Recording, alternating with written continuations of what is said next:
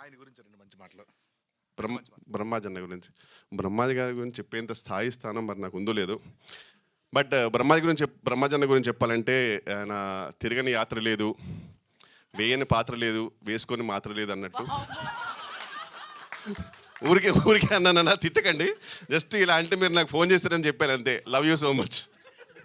మాకు మామూలుగా ఎప్పుడు స్క్రీన్ మీదే ఈ టైమింగ్ రైమింగ్ వినపడుతూ ఉంటుంది. వాళ్ళ స్టేజ్ మీద కూడా మీరు నిజంగా సీను గారి మీద ప్రామిస్ చేయాల్సిందే ఖచ్చితంగా, ఈసారి నుంచి ప్రమోషన్స్కి వస్తాను అని.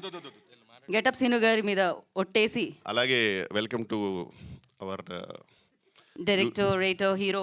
అసలు మర్చిపోయావు, వచ్చావు, మొహం చూసి మళ్ళీ అవసరం లేదు. నీకు అనిపిస్తే చెప్పు, అవసరం లేదు. ఎందుకు భయపడుతున్నా నేను? మైక్ నువ్వు మర్చిపోయి వచ్చి నా మొహం చూసి గుర్తొచ్చి మాట్లాడుతున్నాను. కరెక్టా చెప్పు. నా ఇంట్రో గురించి మాట్లాడాలి వద్దా? షూరా? పక్కా? ఒకసారి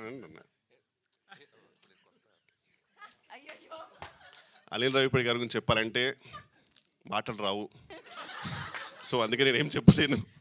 కానీ మీ అందరికి తెలుసు. చెప్పు. అది స్తంభం, నేను సీలింగు. అంటే యాజ్ అ డైరెక్టర్గా మీ అందరికి తెలుసు, యాజ్ అ డాన్సర్గా మీ అందరికి తెలుసు, యాక్టర్గా అందరికి తెలుసు, అండ్ ఒక జడ్జిగా అందరికి తెలుసు.